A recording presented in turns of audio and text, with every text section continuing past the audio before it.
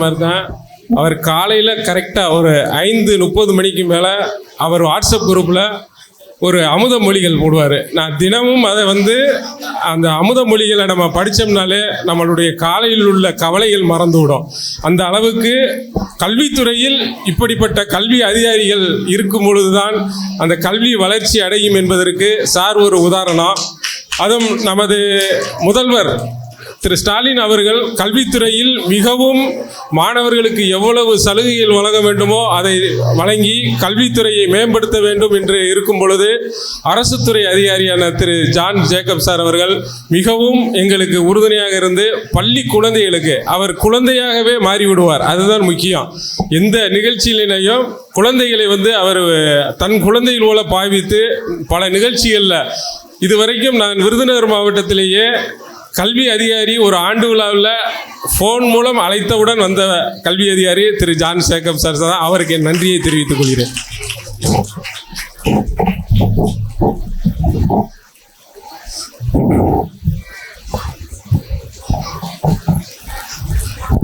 மரியாதைக்கும் உரிய இந்த பள்ளியினுடைய நிறுவனர், தாளாளர், முதல்வர், ஆசிரியர் பெருமக்கள், மதிப்பிற்குரிய விருந்தினர்கள், இந்த நிகழ்ச்சிக்கு வந்திருக்கக்கூடிய விருந்தினர்கள், பெற்றோர்கள், மாணவ கண்மணிகள், உங்கள் அனைவருக்கும் என்னுடைய வணக்கம்.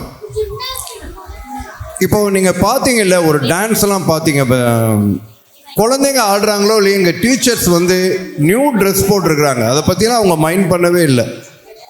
அப்படியே உட்காந்து கீழே உட்காந்துட்டு எனக்கு ரொம்ப அதுதான் அந்த பாண்டிங்கிறது. அதுதான் ஒரு ஆசிரியருக்கும் மாணவருக்குமான உறவு மாதிரி புனிதமான உறவு நீங்கள் வேறு எங்கேயுமே நீங்கள் பார்க்க முடியாது. அப்படிப்பட்ட ஆசிரியர் பெருமக்கள், நீங்களாம் உங்கள் குழந்தைய மட்டும்தான் பார்ப்பீங்க. ஆடுற 4 குழந்தையில என் குழந்தை எப்படி ஆடுது அப்படின்னு தான் பார்ப்பீங்க. உங்கள் பார்வை எல்லாமே அதில் தான் இருக்கும். ஆனால் ஆடுகின்ற அத்தனை குழந்தையும், ஒரு 8 குழந்தை ஆடுச்சுன்னா 8 குழந்தைக்கும் தன் குழந்தையாக பாவித்து, ஒரு குழந்தை கூட தளர்ந்துடக்கூடாது, ஒரு குழந்தை கூட புன்னகை மாறிடக்கூடாதுன்றதில் அவ்வளோ தூரம் ஆக்ட் பண்ணி சூப்பராக பண்ணி இவங்களையெல்லாம் அரங்கேற்றம் பண்ணிட்டு இருக்கக்கூடிய மதிப்பிற்கும் மரியாதைக்கும் என்னுடைய ஆசிரியர் பெருமக்களுக்கு ஒரு நல்ல கைதட்டல் கொடுத்தலாம். ப்ளீஸ் வாங்கம்மா, வாங்க தாளாளர் சார். இது கை தட்டுறீங்களா? எனக்கு கேட்கலையே. ஓகே ஓகே, வாங்கம்மா. ஃபோட்டோ எடுத்துக்குவா உங்களோட. நான் வாங்க சார், நம்மளை சேர்ந்து எடுத்துக்கலாம். அவங்களோட ஃபோட்டோ எடுத்துக்கலாம். நம்ம தம்ஸ் அப் எப்பயுமே இருக்கணும், புன்னகை இருக்கணும், சிரிப்பு இருக்கணுமா. அம்மா எனக்கு புன்னகையெல்லாம் பத்தாதுமா. மேம் நீங்கள் என்னைய பாருங்கள் மேம், ஃபோட்டோவிலே இருக்கிறாங்க மேம். புன்னகை இருக்கக்கூடாது, சிரிப்பு இருக்கணும், சந்தோஷம். தம்ஸ் அப். Ready ready ma'am. எனக்கு இப்போது உங்கள்கிட்ட கேஷுவலாகவே நான் பேசிடுறேன். இந்த சில இன்பமான சூழல்களை நம்ம அடையணும்னா சில துன்பங்களை கடந்து தான் ஆகணும். வேறு வழியே இல்லை. நீங்கள் என்னை கடந்து தான் போகணும். ஒரு 5 நிமிஷம் பொறுத்துக்கோங்க, ஓகேம்மா? நீங்கள் இந்த கஷ்டத்தை அனுபவிச்சுட்டு தான் நீங்கள் அடுத்த நிகழ்ச்சிக்கு போகணும். நீங்கள் கொஞ்சம் ரெஸ்ட் எடுங்கம்மா. டீச்சர்ஸ் கொஞ்சம் ரெஸ்ட் எடுங்க, ஒரு 5 மினிட்ஸ், ஓகேம்மா? இந்த ஃபோட்டோகிராஃபர் சார் 5 மினிட்ஸ் ஆனால் கை தூக்கிடுங்க, நான் நிப்பாட்டிடுறேன், ஓகேம்மா? அப்போ நம்மளுக்குள்ள டீல் அது. 5 மினிட்ஸ் எப்போ ஆகும் நான் சொன்னோடனே தான் நீங்கள் சொல்லணும், ஓகே? சரி, 2 விஷயங்கள் நான் சொல்லிட்டு போகணுன்னு நினைக்கிறேன். பேரண்ட்ஸ், ஏன்னா எப்போயாவது சான்ஸ் கிடைக்குது. இந்த மைக் கிடைக்கிறதே ரொம்ப ரேராகி போச்சு. விடலாமா? அவ்வளோ சுலபத்தில் விட்டுறக்கூடாது. ஸோ 3 விஷயங்கள் தான். 2ன்றது 3 ஆயிடுச்சு. பரவாயில்ல, ஷார்ட்டாக முடிச்சுக்கிறேன். முதல் காரியம் என்ன அப்படின்னு கேட்டிங்கன்னா, என்னுடைய ஆசை, நான் உங்களோட சேர்ந்துக்கிறேன். என்னுடைய ஆசை, என்னுடைய நிராசை எதுவாக வேண்டுமானாலும் இருந்து விட்டு போகட்டும். தயவு செய்து குழந்தைகள் மீது திணித்து விடக்கூடாது. இங்கே நான் அட்வைஸ்லாம் பண்ணலை. நானும் ஒரு பேரண்ட், நம்ம ஷேர் தான் பண்ணிக்கிறோம். நம்மளுடைய கருத்துக்களை ஷேர் பண்ணுறோம், அவ்வளோதான். ஸோ என்னுடைய ஆசை, என்னுடைய நிராசையும் நான் என் குழந்தை மேல் எக்காரணத்தை கொண்டுட்டும் நான் திணிச்சிடக்கூடாது. ஒவ்வொரு குழந்தைக்குள்ளும் ஒரு நட்சத்திரம் ஒளிந்திருக்கிறது. காண்பதற்கு கண்கள் வேண்டும். முடியலைன்னா விட்டுருங்க, எங்கள் டீச்சர்ஸ் பார்த்துக்குவாங்க, அவங்க கண்டுபிடிப்பாங்க. குழந்தைகளாக இருக்க விடுங்கள் மை டியர் பேரண்ட்ஸ். எல்கேஜி படிக்கும் குழந்தை, அல்லது ப்ரீகேஜி கூட இருக்கலாம்னு நினைக்கிறேன். எல்கேஜி படித்த குழந்தை வீட்டுக்கு வந்த உடனே வேகமாக ஏதாவது ஒரு டிஃபனை வாயில் தள்ளிட்டு மூஞ்சிய கழுவு, உட்காரு, படிக்கன்னு சொல்லு உட்காரக்கூடிய பேரண்ட்ஸ் யாராவது இங்கே இருந்தீங்கன்னா நீங்கள் தான் இருக்கிறதுலையே மோசமான அந்த குழந்தைகளுக்கு எதிராக துன்பம் செய்யக்கூடிய பேரண்ட்டு நான் சொல்லுவேன். தயவு செஞ்சு குழந்தைகளா இருக்க விடுங்க. அவங்க இயல்பாக இருக்கட்டும். இயல்பு தான் உண்மை. நீங்கள் ஏதோ நீங்கள் முடிஞ்சால் ஹோம்ஒர்க் செய்ய வைக்கிறது, இல்லைன்னா நீங்களே செஞ்சு அனுப்புறது, இதெல்லாம் மிகப்பெரிய அஃபென்ஸ்ன்னு கூட சொல்லலாம். நீங்கள் ஏதோ தெரியாமல் ஒரு பெரிய நம்பிக்கையை மனசுக்குள்ளே வச்சுக்கிட்டா நீங்கள் எதுவுமே செய்யாதீங்க. குழந்தைகள் நீங்கள் எதிர்பார்ப்பதை விட மேலானவர்கள், நீங்கள் எதிர்பார்ப்பதை விட தூய்மையானவர்கள். அதே மாதிரி நீங்கள் உபயோகிக்கக்கூடாத ஒரு வார்த்தை இந்த உலகத்தில் என்ன இருக்குன்னு கேட்டிங்கன்னா, உனக்கு ஒன்றும் தெரியாது, அம்மா பார்த்துக்கிறேன். உனக்கு ஒன்றும் தெரியாது, அப்பா பார்த்துக்கிறேன், நான் வாங்கி தரேன், நான் செஞ்சு தரேன், நீ அப்படியே உட்காரு அப்படின்னு சொன்னீங்கன்னா உண்மையிலேயே நீங்கள் உங்கள் கடமையிலிருந்து தவறுகின்றீர்கள் என்ற அர்த்தம். குழந்தைகளை செயல்பட விடுங்கள், குழந்தைகளை வழிநடத்துங்கள், அவ்வளோதான். செல்லம் என்பது வேறு, வாஞ்சை என்பது வேறு. இந்த வாஞ்சைன்னு சொல்றப்போ ஒரே ஒரு கவிதை சொல்லிடுறேன், பயந்துடாதீங்க. 3 வரி தான். எறும்பு மருந்து வாங்க கடைவீதிக்கு சென்றேன் பிள்ளையோடு, நம்ம வீட்டு எறும்புக்கு உடம்பு சௌகரியம் இல்லையா என்று கேட்டால் பிள்ளை, எறும்பு மருந்து வாங்காமல் திரும்பி விட்டேன். அவ்வளவுதான் கவிதை. அதுதான் வாஞ்சை. அந்த குழந்தை நெகிழ்ந்து போவானே, அந்த குழந்தை மனம் உடைந்து போவானேன்னு ஒரு தந்தை வீட்டுக்கு வந்தா திட்டு விழுகும் என்று தெரிந்தாலும் கூட, எறும்பு கடிக்கும் என்றாலும் கூட அப்படியே கூட்டிட்டு வராம பாருங்க. அதுதான் வாஞ்சையுள்ள அப்பா அம்மா. எதை கேட்டாலும் நான் என் குழந்தைக்கு வாங்கி கொடுப்பேன், எல்லா விதமான உணவுகளையும் நான் சமைத்து கொடுப்பேன். அது ஒரு நல்ல தகப்பன் தாய்க்கான அடையாளம் அல்ல. மை டியர் பேரண்ட்ஸ், ஒவ்வொரு விஷயத்திலையும் நான் ஒரு காரியம் உனக்கு செய்து கொடுக்கிறேன் என்று சொன்னால் எல்கேஜிலிருந்து நீங்க ஆரம்பிங்க. கஷ்டப்பட்டு தான் அப்பா உனக்கு இதை செய்து கொடுக்கிறேன், சற்று சிரமத்தில் தான் அப்பா உனக்கு செய்கிறேன் என்பதை தயவு செய்து குழந்தைகளுக்கு புகுத்தி கொண்டே கொடுங்கள். கேட்டதை உடனடியாக கொடுத்து விடாதீர்கள், சற்று தாமதித்து அதன் மதிப்பை உணர்த்தி கொடுத்து விடுங்கள். ஏனென்றால் நீங்கள் இப்போது சுலபமாக இருக்கும் அந்த குழந்தைகள் கேட்பது, கொடுப்பதும் சுலபமாக இருக்கும். இன்னும் கொஞ்சம் பருவம் மேலே வருகின்ற பொழுது அதை கேட்பதையெல்லாம் வாங்கி கொடுக்க முடியாத சூழல் வருகின்ற பொழுது ஒரு பெரிய கீறல் ஏற்பட்டுவிடும் என்பதுதான் உண்மை. ஸோ ஆரம்பத்திலேருந்தே குழந்தைகளுக்கு அதை கொடுத்துருங்க. 2வது காரியம், பயப்படாதீங்க, இப்போ 2 வந்துட்டேன், முடிஞ்சிடும், அடுத்து 3 வந்துடும். சார் இன்னும் ஆகலைல, 1 நிமிஷம் தானே ஆயிருக்கு, ஃபோட்டோகிராஃபர் 1 நிமிஷம் தானே ஆயிருக்கு, இன்னும் 4 நிமிஷம் இருக்கு.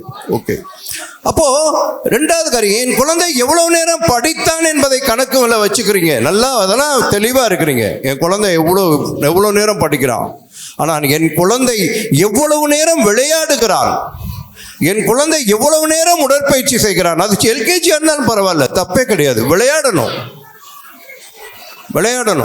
அதே மாதிரி உடற்பயிற்சி செய்கிறானா, வீட்டு வேலைகளை செய்கிறானா என்பதையும் கணக்கில் எடுத்துக்கொள்ளுங்கள். இதுதான் ரொம்ப ரொம்ப முக்கியம். என் குழந்தைய அப்படியே பொத்தி நான் வளர்ப்பேன், அப்படியே இருக்கணும், அது எந்த வேலையுமே செய்யக்கூடாது, நான் பார்த்து கொள்கிறேன், நான் சுமந்து கொள்கிறேன் என்று சொன்னால் அது நல்ல தாய் தகப்பனுக்கான அடையாளம் அல்ல. மை டியர் பேரண்ட்ஸ், போன்சாய் மரங்களாக குழந்தைகளை வளர்க்கக்கூடாது. ஆற்றல் மிக்க, செறிவு மிக்க, அனைத்தையும் உணர்ந்த, கஷ்டத்தை உணர்ந்த, வழிகளை உணர்ந்த, அவமானங்களை உணர்ந்த, வேதனைகளை உணர்ந்த, பொறுமையை கடைபிடிக்கக்கூடிய அற்புதமான கேரக்டர் நீங்க குழந்தைகளுக்கு சின்ன வயசுலேயே கொடுங்க, எல்கேஜிலே கொடுங்க. நல்லா வரும், குழந்தைகள் செழிப்பா வரும், நீங்க எதிர்பார்க்கதை விட மேலாக வரும். எந்த ஒரு வரையறையும் குழந்தைகளுக்கு கொடுத்து விடாதீர்கள். வரையறையை மீறுபவர்கள் குழந்தைகள் வருவாங்க. நம்ப வேண்டும். மை டியர் பேரண்ட்ஸ், குழந்தைகளை நம்ப வேண்டும். அவன் ஒரு காரியம் செய்வான், தப்பானா பரவாயில்ல, திருத்திக்கலாம். ஆனால் குழந்தைகளுக்கு வாய்ப்பு கொடுங்கள், கை கொடுங்கள். அதுதான் ரொம்ப ரொம்ப முக்கியம். 3வது காரியம், மிக மிக முக்கியமான காரியம், ஒவ்வொரு நாள் இரவிலும் படுக்கை அறையில் குழந்தைகள் உங்கள் மடியில் கிடத்தி கொள்ளுங்கள், தலை கோதி விடுங்கள், கதை சொல்லுங்கள். மை டியர் பேரண்ட்ஸ், கதை சொல்வதற்கு தாத்தா பாட்டிகள் இல்லை என்றால் பரவாயில்லை, நீங்கள் அந்த பொறுப்பை எடுத்துக்கொள்ளுங்கள். நான் நைட்டு 10 மணிக்கு தான் அவனுக்காக உழைத்து கொண்டு வருகிறேன். நான் வர்றப்ப அவன் தூங்கிடுவான். காலையில் 6 மணிக்கெல்லாம் நான் வேலைக்கு போயிடுறேன் அவனுக்காக தான். ஆனால் அவன் நான் எந்திரிக்கிறப்ப அவன் எந்திரிக்க மாட்டான் என்பதில் நீங்களா உங்களை சமாதானப்படுத்திக்கலாம்.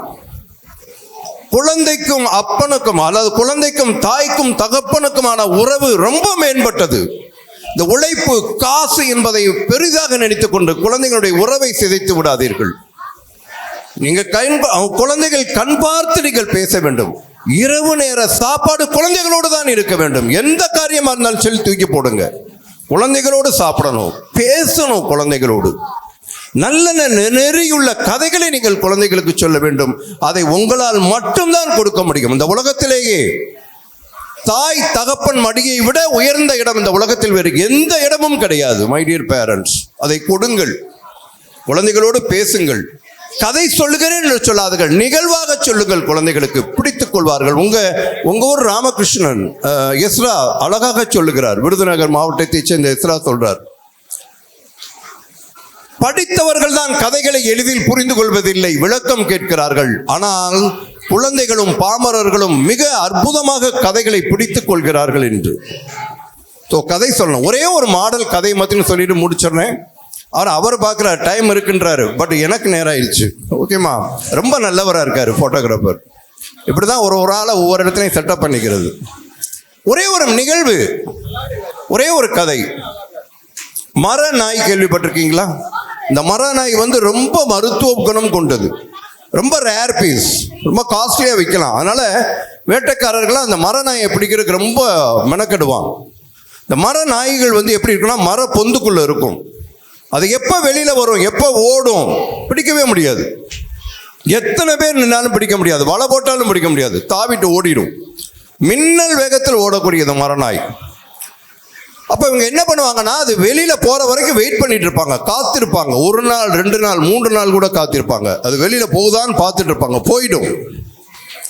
போயிட்டு அது வெளியில் திரும்பி வர்ற வரைக்கும் வெயிட் பண்ணுவாங்க. அது வரும், இறையெல்லாம் தேடிட்டு வரும். திரும்ப வருகின்ற பொழுது அந்த ஓட்டை இருக்குது பார்த்தீங்களா, அதுக்குள்ளே போயிடுச்சுன்னா ஒன்றுமே செய்ய முடியாது, அதை பிடிக்கவே முடியாது. அதனால என்ன பண்ணுவாங்கன்னா, அந்த துளை இருக்கு இல்லையா, மரத்துளை, அதில் பூரா ஒரு கரையை அப்பி வைப்பாங்க, சகதி மாதிரி அப்பி வைப்பாங்க. அது வேகமாக ரிட்டர்ன் ஆகி ஓடி அந்த கரையை பார்த்தோன்னே அப்படியே நின்றும், உள்ள போகாது. நம்மை பிடித்து விடுவார்கள், நம்மை கொன்று விடுவார்கள் என்று தெரிந்தாலும் கூட தன் மீது கரைபடியக்கூடாது என்பதில் அவ்வளவு வைராக்கியமா இருக்கும் அந்த மரநாய். குழந்தைகளுக்கு சொல்லுங்கள், லஞ்சம் எப்பேற்பட்ட சூழலிலும், எப்பேற்பட்ட கொடூரமான வறுமையாக இருந்தாலும் சரி, பெரிய எனக்கு ஒரு இக்கட்டான சூழல் இருந்தாலும் சரி, எனக்கு ஒரு செல்வாக்கு வேண்டும் என்று, நான் தாம்பிகமாக இருக்க வேண்டும் என்று எந்த ஒரு காரணத்திலும் குழந்தைகள் லஞ்சம் வாங்கக்கூடாது, யாரும் லஞ்சம் வாங்கக்கூடாது என்ற ஒரு நேர்மையை அந்த மரநாயிடமிருந்து நாம் கற்றுக்கொள்ளலாம் என்று குழந்தைகளுக்கு செய்தியாக சொல்லுங்கள். கெட்டியாக பிடித்துக் கொள்வார்கள். அதுதான் நீங்கள் விதைக்க வேண்டிய அற்புதமான விதை. ஒவ்வொரு நாளும் இப்படி சின்ன சின்ன கதைகளை எடுத்துக்கொண்டு குதைகளோடு பேசுங்கள், உறவாடுங்கள். குழந்தைகள் நீங்கள் எதிர்பார்ப்பதை விட அற்புதமான பெரிய செழிப்பான ஒரு பலனை உங்களுக்கு கொடுப்பார்கள் என்று சொல்லி வாய்ப்புக்கு நன்றி கூறி விடைபெறுகிறேன். நன்றி, வணக்கம்.